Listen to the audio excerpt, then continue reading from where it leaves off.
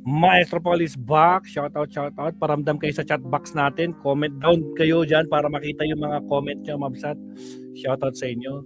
Ano bang topic natin ngayon? Naka po, mga Mabsat, tapos talaga ang maliligayang araw ng isang poganting Bato de la Rosa, Mabsat. Wala nang takas sa ICC. Paano ba naman?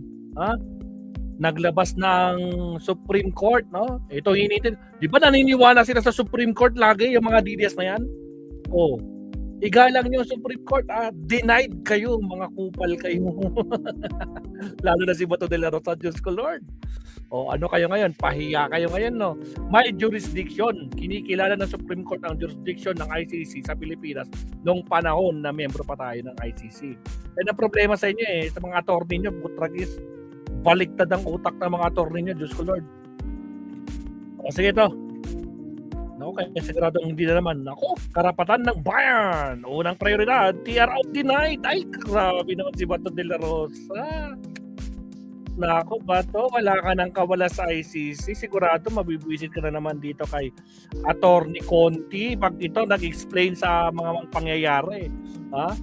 Diyos ko Lord, mga kapsat. Kaya, busit na busit tong mga garapatang to Ha? We will go to that. Sabi we will cross the bridge kapag nandiyan. Ito na. This is it, pansin. O ano, pahiya kayo, no?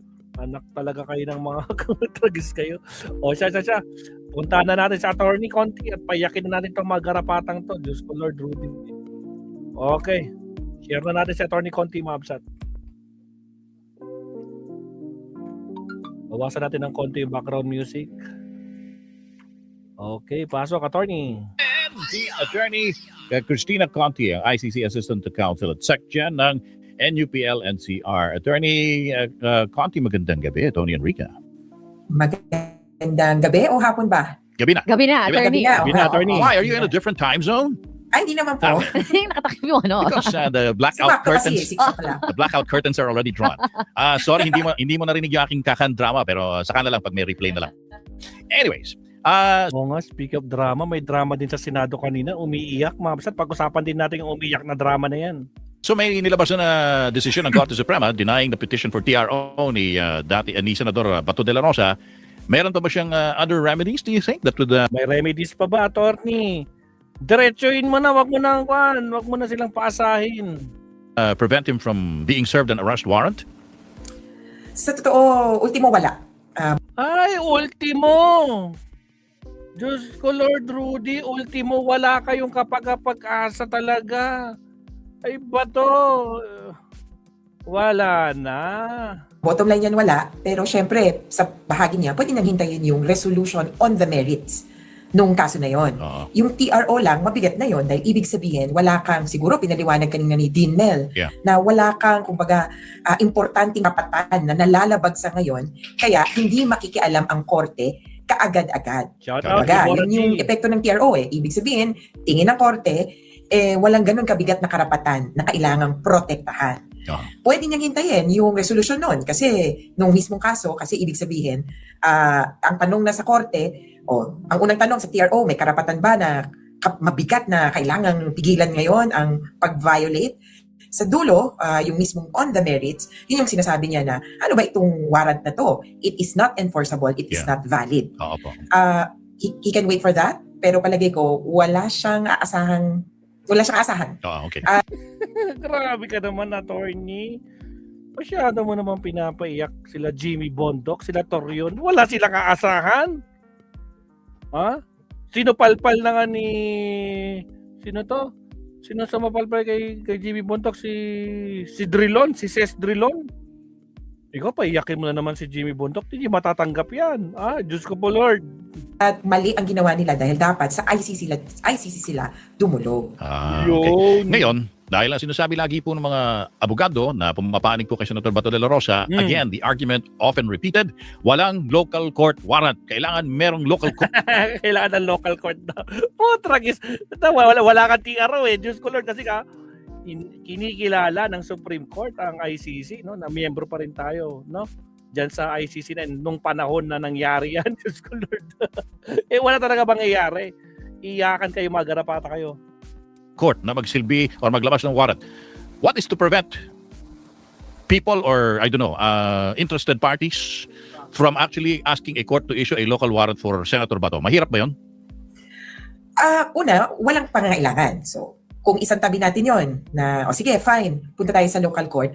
Ang problema, ang susundin na proseso, yung mukhang walang proseso sa Rome Statute para doon. Yeah, okay. Kung sabihin na natin parang extradition, ito yung last year na nakagulo sa atin kasi parang, baka ganito ba? Pupunta ka sa korte, dadalhin mo yung warrant, dadalhin mo yung batas, at sasabihin mo sa local court, tingnan mo nga kung tama yung batas, pabor ba or sakto ba, compatible ba sa batas ng Pilipinas. Tapos kung sakto naman, pwede ka bang mag-issue ng warrant of arrest. Yung visa ng warrant of arrest galing sa local court. Yes. Baka mahirapan yung local court kasi pagtingin niya, anong problema natin dun sa batas ng ICC? Tinanggap natin yan precisely. Hindi po ito katulad ng batas ng US na kumbaga alien sa atin. Yun talaga ang alien or foreign. Batas ng the Netherlands. So yan ang kailangan. Una, patunayan. Or for example, batas ng Japan. Naka-Japanese pa yan. Kukuha ka pa ng translator, papatunayan mo po ito yung itsura ng batas bago mo matanong, yung batas ba na to compatible sa batas ng Pilipinas. Yung sa ICC, yung Rome Statute, tinanggap natin, number 1, hindi tayo simpleng non-member state. Tayo ay former member state. Yes. Dati, yakap natin yan, nag-nominate pa tayo ng judge. Si Miriam Defensor Santiago dapat ang judge natin dyan. Siya yung nagsulong sa Senado at 7 o 5 to 7 senators currently sitting signed the ratification or concurred in the approval of the Rome Statute as accepting it as our law. Yeah. The very senador noon, ang ating mismong presidente, si Bongbong Marcos, pinirmahan niya rin yun. Kaya tanggap natin yan. So, sasabihin ng local court, what's wrong with it? Kumbaga, hindi ako makakapag-issue ng domestic warrant kasi sabi sa batas, the warrant issued by the ICC should be enforceable. At ito, so sabi nila, hindi naman tayo member state, so bakit natin kikilalanin yan? Ipapaalala ko po na kahit hindi member state, tumutulong sa ICC. Number 1, US. Yung US, minsan siya ang humuhuli or sa kanya nagsusurrender yung mga akusado ng ICC. Ang gawa niya, parang yung ginawa ng Pilipinas kay Duterte. Pagkahuli, turnover sa korte. Kasi ang argument niya, hindi ako beholden, hindi ako kailangang sumunod dun sa sinasabing yung Article 59 process, yung dadalhin sa local court, tapos ito yung malinaw. Kapag dinala sa local court, according to the Rome Statute, it is after the arrest and it is only for the verification of identity of the accused. Correct. Sorry, partner. One quick question lang which has been bothering me, no? Yung warrant kasi na-unseal lang yon nung what day was that, partner? November 6. Then November 6 in-issue o in-unseal? Parang yung In-issue. Tapos yung pag-unseal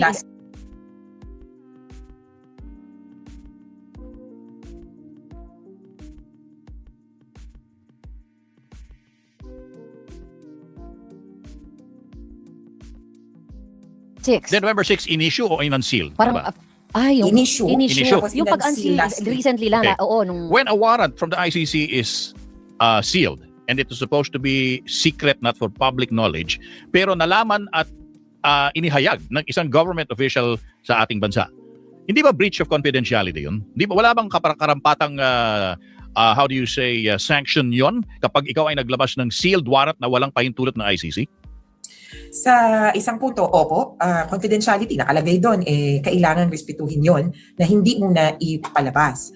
May objective yung pagiging secret niya at ang objective ay mahuli. Ang lumabas na nga hindi nahuli dahil nagka-warning. Kaya Salamat nga si Bato sa nag-warning sa kanya. Ang problema lang, so ang mananagot yung member state. Sa pamamagitan ng Assembly of State Parties, siguro parang papagalitan o kaya i-admonish, i-reprimand. Pero yung konsekwensya sa individual, parang hinahanap ko pa, hindi naman sa naghahanap, pero kasi yung breach of confidentiality, nag-a-apply po mas dun sa mga abogado. Kasi korte ito. Okay. Kabilang na po ako. Okay. Kaya pag ako ang nag-breach, pwede po ako masanction sa Code of Conduct ng lawyers. Whether you are directly participating in the case, you are the lawyer of one of the parties, or an ICC accredited lawyer. Okay, so hindi pwede si ombudsman ng ano doon, Sa site. okay, Oo. partner. Well, Sorry. hindi doon sa Code of Conduct ng lawyers. Okay, Oo. partner. Attorney, if sabi po ninyo, no, hindi na kailangan ng local court issuance ng order dahil encompass na tayo dun sa international courts law, what then is stopping those who would want to coddle and protect him? It's just enforcement. Political will na lang po talaga ang kailangan nito. Kaya litong-lito po ako na dinideny nila na may warrant, hindi pa namin nakuha, pero nandyan na yung NBI. Nakakainis yun sa punto na November pa pala, napaabot na, sigurado ako, na napaabot ito sa Philippine government. Kasi yun po ang proseso sa ICC. Hindi po nila isi-secret yan forever. It says available only to the prosecution, pero it will be transmitted to the country where the person is suspected to be found. Kasi kung hindi naman po pala kailangan ng local, hindi naman need mag-abide ng local court, edi wala rin akong dapat katakutan kung kailangan, gusto ko siyang itago. Dahil wala naman ako, I am not, ano tawag doon? Hindi ako, Pugante. no. Hindi ako kailangan sumagot sa batas ng lokal na pamahalaan. You're not, Actually Oo. yan. So kung sa punto ni Bato, tingin niya walang warrant na enforceable dito sa Pilipinas, ba't ka nagtatago? Kung tingin mo walang jurisdiction yung ICC, bakit di ka magpakita sa Senado? Kaya yan yung mga tanong. No. Pero again, ang ICC lang talaga, walang pulis. Kaya aasa po siya sa Interpol. pulis or law enforcement officer. Ito yung material dyan. Yeah. Sa atin po kasi sa Pilipinas, Yeah. pinaubaya ko baga ng ICC sa bawat bansa Oo. ang proseso ng pag-aresto. Sa atin yung Yeah. pupusahan o kaya i-detain tapos babasahan ng Miranda rights, mga Oo. ganyan. Napapanood natin yan sa mga TV show. Yes, Kung yes. paraan ng paghuli. Oo. Pinaubayan niya yan sa mga bansa. Yeah. Na sa atin, pwede din pong manghuli ang taga-NBI. So sila, Kino-consider din po silang law enforcement officers. Oo. Kaya, anong pumipigil sa kanila para hulihin si Duterte? Si Bato? Ano na lang talaga, politika. Political will. Mayroon pa tayong iba pang mga indirect co-perpetrators, di ba? Dahil na-release na yung unredacted, di ba? List noon. Tama ba, attorney? Ilang pangalan lang yun eh. Opo, Ano ba yun? 8 pangalan, Yeah. -1 kasi patay na. Si Cascolan, Cascolan. sorry. Oo. Ngayon, given that pinangalanan naman sila, di ba? As also indirect co-perpetrators, and we don't know kung meron ng sealed warrant for the others, aside from si Senator De La Rosa, ma-expect ba natin na kung ano man ang mangyari sa kaso nitong si Bato De La Rosa, Can also be applicable dun sa mga susunod. could impede yung pag-aresto dun sa iba pa na pinangalan ng indirect co-perpetrator. Magiging, kumbaga, hadlang sa pagdampot sa kanila. Well, una yung nangyari mismo, tapos pangalawa yung kaso. Yeah. Yung nangyari mismo, pwedeng maging senyales o parang example ng kung paano hindi ka mahuhuli. Correct. Di tatakbuhan mo Correct. yung magsiserve ng warrant. Oo. Kaya ano sa kanila yon, parang itong gagawin nyo. Pero sa kabilang banda, hindi nito mapipigilan yung pagpapahuli sa inyo kasi nga the warrant exists. Oo. Hindi po natin madidenayan. May warrant ang ICC, ang ICC ay korte. Ang tanong na lang, kinikilala ba natin ito? Yeah. Kaya I tingin ko yung abogado, may isang abogado dyan, kailangan mag-isip ng mas magandang legal argument kaysa sa sinasabi ni Bato ngayon.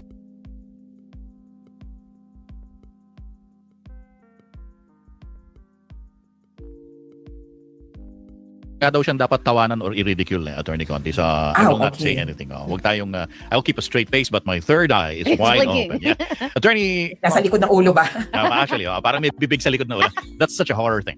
Attorney, So, maraming Yung salamat. makakapigil na lang, sorry, Yeah. ay yung Supreme Court. Sabihin na natin kasi ang Supreme Court, may kapangyarihan yan sa police natin tsaka sa NBI. Pag Yeah. sinabi nila na walang kapangyarihan or walang authority na manghuli ang NBI or police Yeah. kay Bato Yeah. on the basis of the international warrant, Yeah. in the off chance, sa kahindik-hindik na pangyayari na sinabi nila yon, Oo. ay sila ang may kapangyarihan sa local police. Kaya Yeah. yun lang po ang siguro makakapigil sa pagpapahuli Supreme kay Court na Bato. lang. Oh, it goes to follow na for the Sige. other co-perpetrator yan eh. Attorney, maraming salamat po. Thank you for your time, Thank attorney. you so Talk to you much. again soon. Thank you po.